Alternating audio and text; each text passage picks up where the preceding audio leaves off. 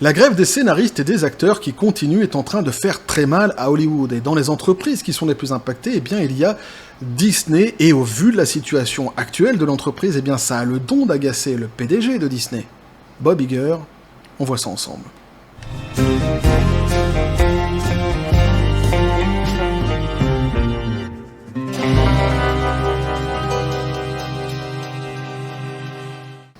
Et oui, la grève des acteurs et des scénaristes continue à Hollywood, et donc on continue de suivre ce fameux dossier sur la chaîne Petit Café les copains. Dossier fort intéressant, et ici on apprend justement que dans les entreprises qui sont le plus impactées par cette fameuse grève, eh bien pas de bol, il y a Disney, pas de bol pour eux, hein, évidemment, surtout au vu de la situation actuelle de l'entreprise. On se doute bien que le PDG, Bob Iger, Bobby pour les intimes, se serait bien passé de cette fameuse crise. On va voir ici justement qu'il a fait quelques déclarations dans la presse pour dire tout son mécontentement quant à cette situation, des déclarations qui ont eu le don d'agacer eh bien la présidente du syndicat SAG-AFTRA, Fran Drescher. On va voir justement quelles sont ses déclarations. Est-ce qu'elle a à répondre à l'ami Bob Iger, évidemment. Et plus globalement, ici, l'article revient sur toute la situation actuelle de cette fameuse grève à Hollywood, les impacts qu'on peut déjà mesurer actuellement, et aussi ils nous disent ce à quoi on pourrait s'attendre eh bien, si cette grève continue sur la durée. Donc tout cela, évidemment, est fort intéressant. Et on nous dit... Un nouveau rapport affirme que la grève SAG-AFTRA coûte aux studios hollywoodiens environ 600 000 $ par semaine. Et ça fait tout de même du point de cakes. Ah ouais, tabarnak, fils de bon. Évidemment. Ce nouveau rapport provient de Bren Lang, Tatiana Siegel, et je couperai au montage toutes mes conneries. Non. Siegel et Matt Donnelly de Variety. Le trio cite un PDG anonyme des médias et rapporte « Les dommages collatéraux de l'arrêt de travail sont intenses et inflexibles. Pour des projets à gros budget comme Gladiator 2 et Deadpool 3, le coût de maintien des scènes sonores remplies de décors et de costumes s'élève à environ 600 000 $ par semaine. » Plus loin dans l'article, il note que ces coûts affecteront probablement davantage des entreprises comme le Walt Disney Company et Comcast, que des entreprises qui ont récemment lancé des sociétés de production cinématographique et télévisuelle comme Apple et Amazon. Et ici, évidemment, ils vont nous expliquer pourquoi ça va impacter davantage Disney et Comcast que Apple et Amazon. Ça tombe bien. Le trio note... Apple et Amazon ont lancé des services de streaming au cours de la dernière décennie et ont investi des milliards de dollars pour produire une programmation originale. Ces sociétés ont des capitalisations boursières de 3 billions de dollars et 1,3 billion de dollars respectivement, dépassant celle de Disney 156 milliards de dollars ou le Comcast 175 milliards de dollars, ce qui les rend mieux équipés pour résister à un long arrêt. Ici, il n'y a pas besoin d'être un génie pour comprendre effectivement, vu la différence de capitalisation, que ça sera beaucoup plus facile de traverser la crise pour Apple et Amazon que Disney et Comcast. Néanmoins, si on pouvait se dire par le passé qu'une crise comme celle-ci, Disney de toute façon aurait été impactée, mais qu'ils auraient pu réussir à s'en sortir plus ou moins, eh bien, évidemment, vu la situation actuelle de l'entreprise et l'argent qu'ils ont perdu, surtout dernièrement, rend tout cela bien plus compliqué actuellement pour la maison aux grandes oreilles, qui se retrouve beaucoup plus fragile, et évidemment qu'elle n'aurait pu ou qu'elle n'aurait dû l'être face à ce genre de situation. Ça aussi, c'est assez évident à comprendre. Des chefs de studio tels que Bob Iger de Walt Disney et Casey Bloys de Max ont admis que les grèves allaient causer beaucoup de problèmes aux deux parties. Bloys a déclaré à Variety que les grèves vont tout ralentir, ce sera beaucoup de douleur pour tout le monde. Pour toutes les parties, ce n'est pas très amusant d'envisager d'avoir à gérer, d'avoir à comprendre cela en tant qu'industrie. Tu m'étonnes. Là, je veux bien te croire, Bloys.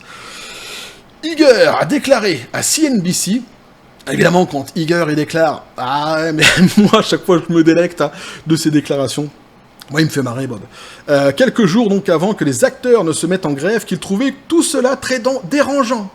Ouais, tu m'étonnes. Et il a ajouté « Nous avons parlé des forces perturbatrices sur cette entreprise et tous les défis auxquels nous sommes confrontés et de la reprise, après la reprise post-Covid, et nous ne sommes pas complètement de retour. C'est le pire moment au monde pour ajouter à cette perturbation. Et moi, il me fait marrer quand même Bob Iger parce qu'il nous dit « Nous avons parlé des forces perturbatrices ». Tu sais, t'as l'impression que dans sa tête, en fait, t'as l'univers qui s'est mis contre lui. Ah, tout le monde s'est ligué, tu vois, toutes les forces perturbatrices se sont liguées pour justement venir le tacler. Alors qu'en réalité, la situation de Disney actuellement, eh bien, ils ne le doivent qu'à eux-mêmes. Hein. Ils ne la doivent qu'à eux-mêmes, tout simplement. Et les orientations politiques qu'ils ont prises ces derniers temps, qu'ils payent actuellement, évidemment. Mais bon, c'est marrant parce que pour lui, on a l'impression comme ça que justement, il y a une espèce de ligue hein, qui s'est créée pour essayer, pour tenter de descendre hein, son entreprise qu'est Disney. Enfin, son entreprise. De laquelle il a la tête, en tous les cas, le PDG de Disney, évidemment. Je comprends le désir de toute organisation syndicale de travailler au nom de ses membres pour obtenir, vous savez, le maximum de rémunération et d'être rémunérés équitablement en fonction de la valeur qu'ils offrent. En tant qu'industrie, nous avons réussi à négocier une très bonne entente avec la guilde des réalisateurs qui reflète la valeur que les réalisateurs apportent à cette formidable entreprise. Nous voulions faire la même chose avec les scénaristes et nous aimerions faire la même chose aussi avec les acteurs, a-t-il poursuivi.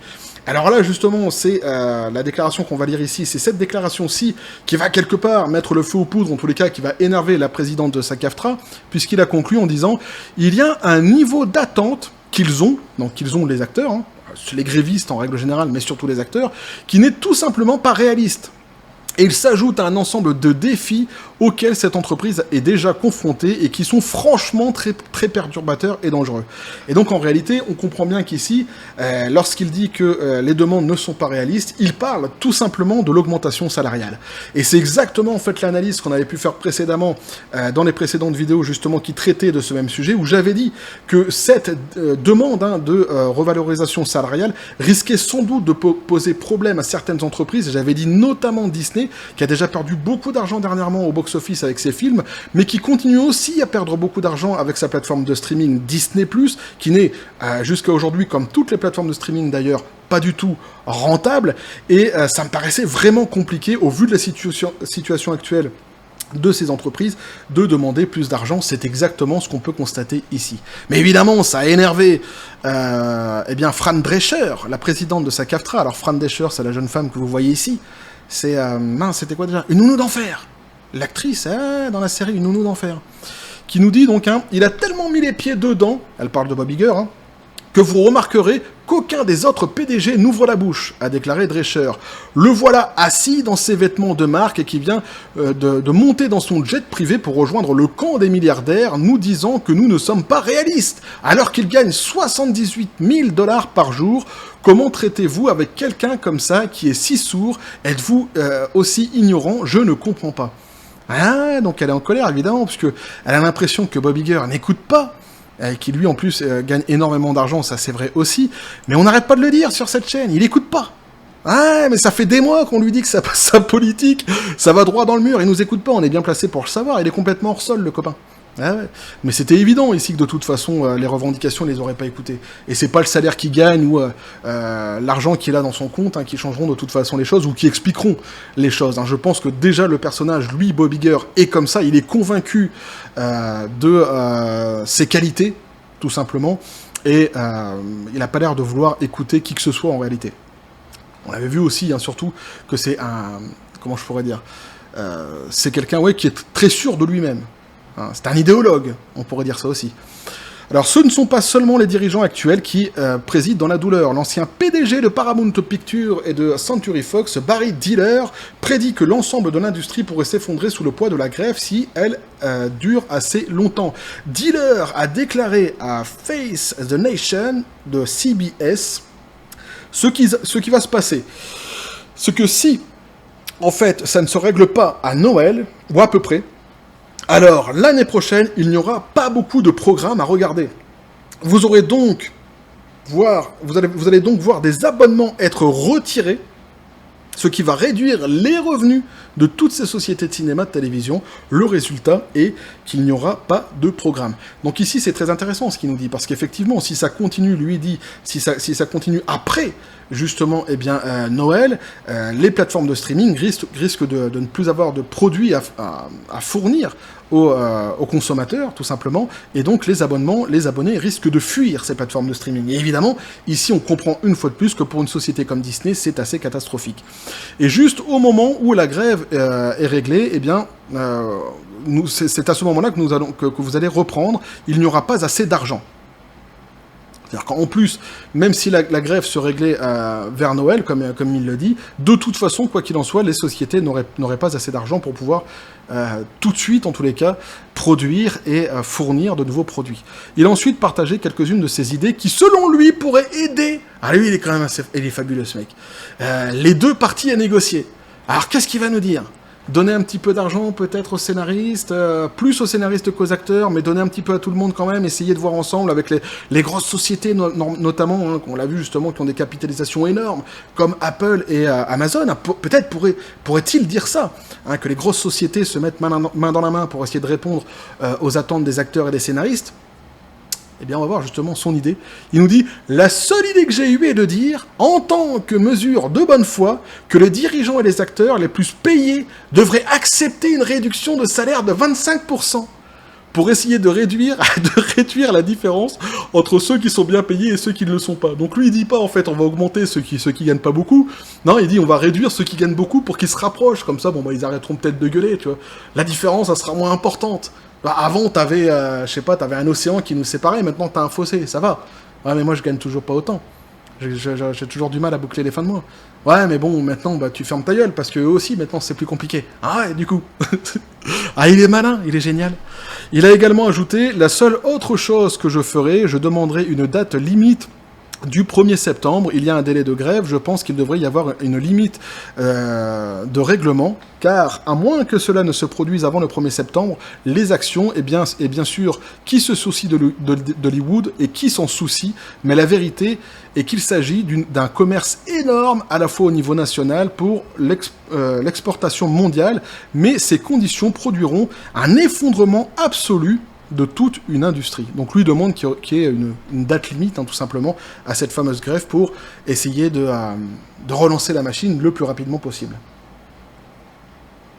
Fait intéressant, Bloise a fait des commentaires similaires lorsqu'il s'est adressé à Variety, notant que pour Max, cela devenait plus difficile si la grève se poursuivait en 2024.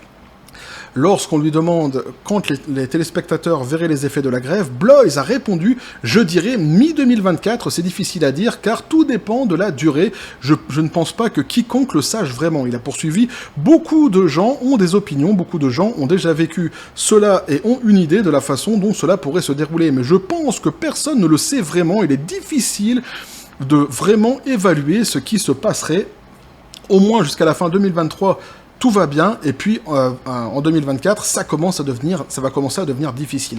Donc c'est exactement ce que disait juste avant l'analyste, hein, qui nous disait lui aussi que si ça dépassait une certaine date, notamment Noël, ça commencerait à devenir compliqué. Et alors là, on nous dit, cependant, certains dirigeants voient une opportunité. Avec la grève, ça captera. Et ouais, parce qu'il y a des petits malins quand même. Hein, vous allez voir. Et c'est pas con en vrai. C'est vraiment pas con pour le coup.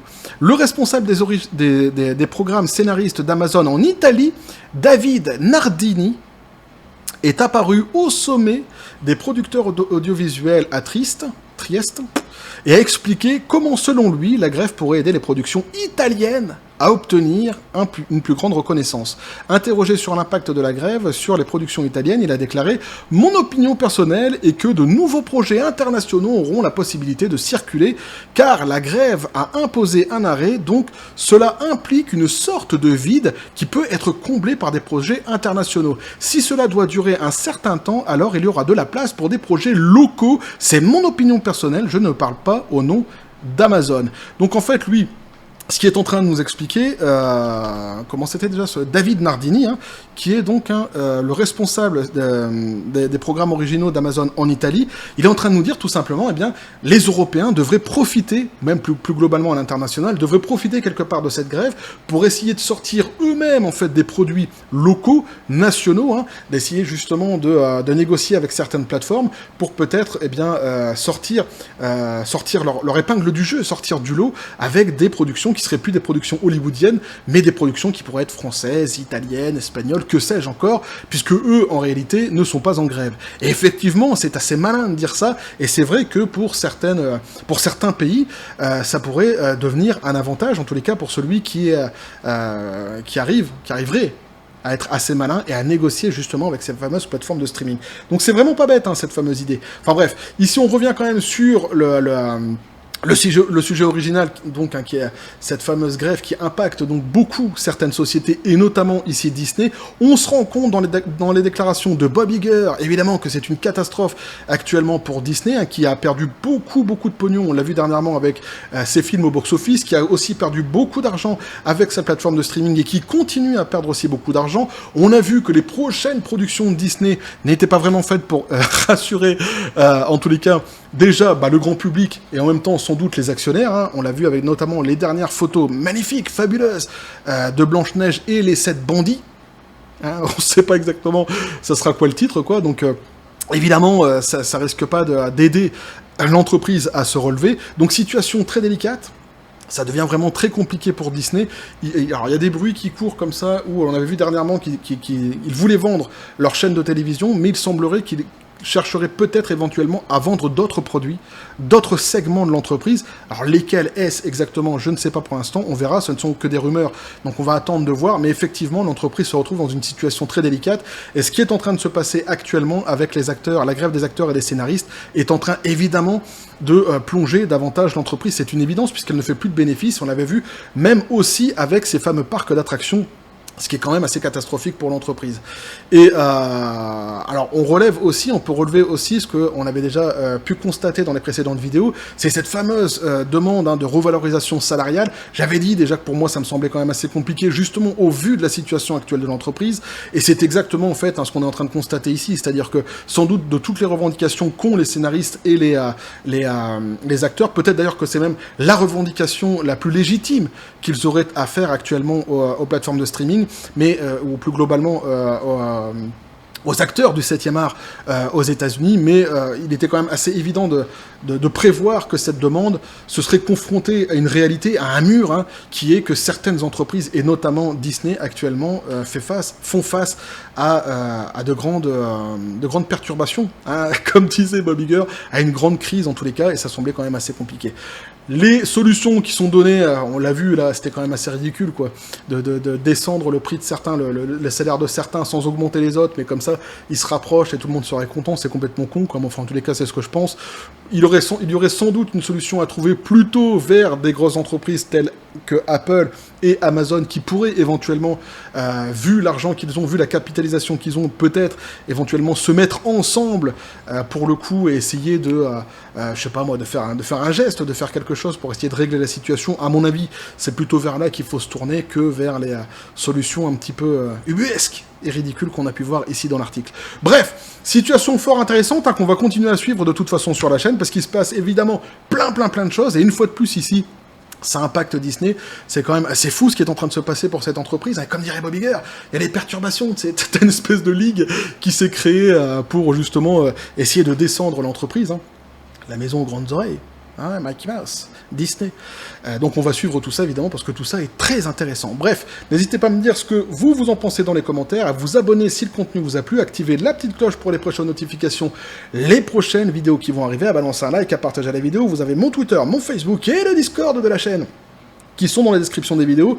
N'hésitez pas à venir et à basculer du côté de la force absurde des réseaux sociaux. Sur ce les copains, je vous dis comme toujours, à la John Spartan, paix et félicité. Et c'est vrai que si la grève continue comme elle est en train de continuer actuellement et qu'elle va au-delà de Noël, là, à mon avis, ça risque d'être vraiment très compliqué pour certaines entreprises, et notamment pour Disney. Bref, et que la force soit avec vous.